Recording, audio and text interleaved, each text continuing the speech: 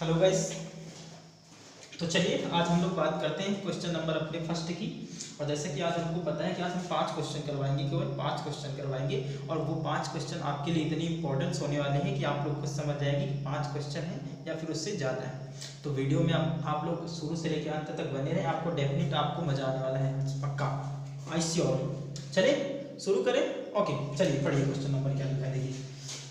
देखिए लिखा हुआ है, दुनिया की सबसे ऊंची चोटी माउंट एवरेस्ट की ऊंचाई कितनी है? आपको पता है, मैं मानता हूं आपको ये क्वेश्चन पता है, लेकिन आप इस क्वेश्चन के अंदर से क्या क्या कर पाते हैं वो आपके लिए बड़ी बात है। ठीक है, तो चलिए देखिए 8611 मीटर लिखा है, तो ये आपको पता होगा ये क्या है। तो ये है माउंट केटू। ये क्या है? तो ये वर्ल्ड सेकेंड नंबर की लार्जेस्ट, ठीक है, वर्ल्ड सेकेंड लार्जेस्ट पीक है। क्या है? वर्ल्ड सेकेंड लार्जेस्ट पीक है, यानी कि दुनिया की सबसे ऊंची चोटी में से सेकेंड स्थान पे आती है कौन सी? तो माउंट केटू। इसे ही हम लोग कहते हैं गॉडविन ऑस्टिन। क्या बोलते हैं? गॉडविन ऑस्टिन बोलते हैं। क्या बोलते हैं? तो गॉडविन ऑस्टिन बोलते हैं। ठीक है, ये कहाँ पाई जाती है? तो आप लोग बताओगे, ये पाई जाती है पाक अधिकृत कश्मीर में। कहाँ पर? पाक अधिकृत कश्मीर में। ठीक है, पाक अधिकृत कश्मीर में पाई जाती है। पाक अधिकृत कश्मीर में पाई जाती है। लालो, पाक अधिकृत कश्मीर में पाई जाती है। ओके चलिए हम बात करते हैं 85-86। तो ये है कंचनजंगा। ठीक है, ये कहाँ की है? ये कहाँ की है? कंचनजंगा। ठीक है, कंचनजंगा ये भारत में पाई जाती है। भारत में पाई जाती है, ये भारत में पाई जाती है। भारत में कहाँ पाई जाएगी? तो आप बताओगे सिक्किम में। कहाँ पर? सिक्किम में। कहाँ पर पाई जाएगी? सिक्किम में पाई जाएगी। ठीक है, सिक्किम जो है भारत का ही एक राज्य है। भारत का ही एक राज्य है जो 36वें संविधान संशोधन के तहत इसको भारत में क्या कर दिया गया? जोड़ दिया गया। भारत में जोड़ दिया गया। ठीक है, अब बात करोगे 8848.6 मीटर, तो ये है तुम्हारी विश्व की सबसे ऊंची चोटी। ठीक है, विश्व की सबसे ऊंची चोटी। ठीक है, जिसका नाम क्या है? इसका नाम है माउंट एवरेस्ट। क्या नाम है? Mount Everest. तो मान लो कभी कभी तुमको 8848.6 मिलेगा और कभी कभी तुमको 8848 पॉइंट में या फिर 8849 मीटर भी मिल सकता है। ठीक है, मीटर भी मिल सकता है। तो लालो भयभीत नहीं होने का, मैं फिर से कह रहा हूं, भयभीत नहीं होने का, ये तो ऑप्शन होगा ही नहीं। ठीक है, तो आप क्या बताओगे? इसका राइट आंसर क्या हो जाएगा? 8848.6 मीटर। ठीक है, ये क्या है? विश्व की सबसे ऊंची चोटी। ठीक है, अब इसका रेस्क्यू हम लोग करते हैं। ठीक है, इसका ऑपरेशन करते हैं और इतना ऑपरेशन करेंगे ना कि आप लोग आज से पहले इतना ऑपरेशन किसी क्वेश्चन का देखा नहीं होगा। ठीक है, तो चलिए हम बात करते हैं विश्व की सबसे ऊंची चोटी कौन सी है? Mount Everest. लेकिन ये पाई कहाँ जाती है? तो ये पाई जाएगी कहाँ पर? नेपाल में। ठीक है, कहाँ पाई जाएगी? नेपाल में पाई जाएगी। ठीक है, नेपाल में इसको किस नाम से जानेंगे? तो नेपाल में इसको सागर माथा के नाम से जानेंगे। ठीक है, सागर माथा के नाम से जानेंगे। सागर माथा के नाम से जानते हैं। लेकिन लालो एक बात याद रखना, इसको 1955 तक, कब तक? 1955 तक इसको सागर माथा के ही नाम से जाना जाता था। सागर माथा के नाम से जाना जाता था, लेकिन 1955 के बाद इसको किस नाम से जाना गया? इसको माउंट एवरेस्ट के नाम से जाना गया। माउंट एवरेस्ट के नाम से जाना गया। यानी कब? तो आप बताओगे 1955 में। डेट कौन सी रहेगी? तो डेट रहेगी 29 मई। कौन सी? 29 मई। इसीलिए 29 मई को मनाया जाता है माउंट एवरेस्ट दिवस। कौन सा?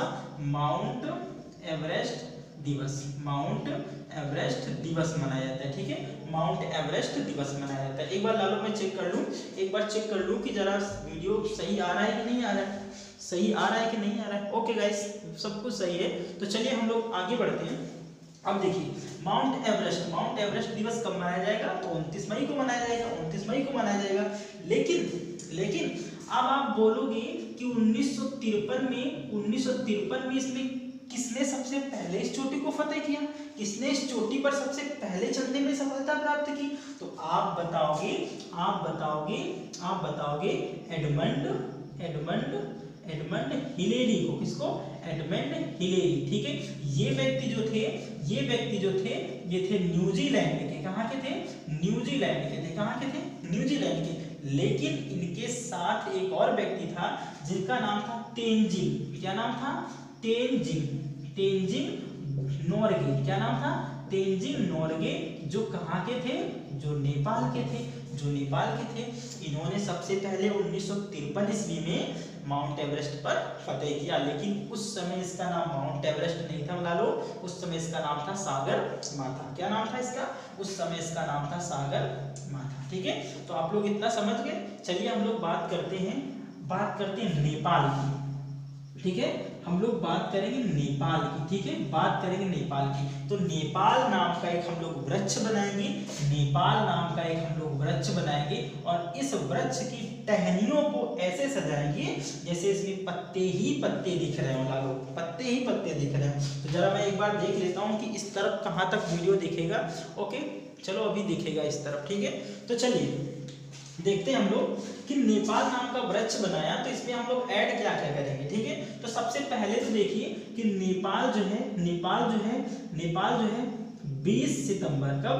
20 सितंबर 2015 को इसका संविधान लागू होता है। ठीक है, इसका संविधान लागू होता है। तो पहली टहनी बन गई। क्या बना? 20 सितंबर 2015 को इसका संविधान लागू हुआ। इसके पहले, ठीक है, तो नेपाल के पहले प्रधानमंत्री, ठीक है, नेपाल के पहले प्रधानमंत्री कौन थे लालो? ये आप लोग बताइएगा, मैं आपके लिए छोड़ रहा हूँ। नेपाल के पहले प्रधानमंत्री, तो आप लोग क्या करिएगा, कमेंट बॉक्स वीडियो के नीचे मिल जाएगा, आप लोग उस पर कमेंट करके मुझे बताइएगा। ठीक है, वर्तमान में प्रधानमंत्री कौन है? तो आप लोग क्या बताएंगे? शेर बहादुर। कौन है?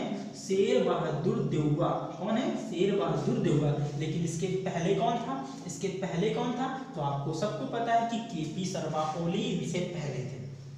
ठीक है, तो अब बात करोगे वर्तमान राष्ट्रपति कौन है? तो आप लोग क्या बताएंगे? विद्या देवी भंडारी। कौन है? विद्या देवी भंडारी ये क्या है? यहाँ की वर्तमान राष्ट्रपति। ठीक है, अगर हम लोग बात करेंगे नेपाल जो है भारत के कितने राज्यों से अपनी सीमा को साझा करता है? तो नेपाल जो है 5 राज्यों के साथ, कितने? 5 राज्यों के साथ अपनी सीमा को साझा करता है।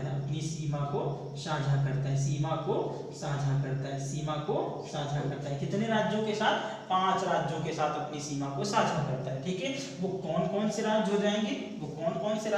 मैं जरा इधर बताऊं तो देखिए, सबसे पहला कौन सा हो जाएगा? उत्तराखंड। ठीक है, सबसे पहला कौन सा हो जाएगा? उत्तराखंड हो जाएगा। दूसरा कौन सा हो जाएगा? तो दूसरा हो जाएगा उत्तर प्रदेश। मैं सीक्वेंस वाइज लिख रहा हूँ लालो, सीक्वेंस वाइज। ठीक है, दूसरा कौन सा हो जाएगा? दूसरा हो जाएगा उत्तर प्रदेश। तीसरा कौन सा हो जाएगा? तो तीसरा हो जाएगा बिहार। कौन सा हो जाएगा? बिहार हो जाएगा।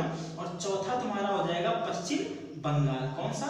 पश्चिम बंगाल। और इसके बाद लास्ट 5वां बचेगा तुम्हारा सिक्किम। कौन सा? सिक्किम।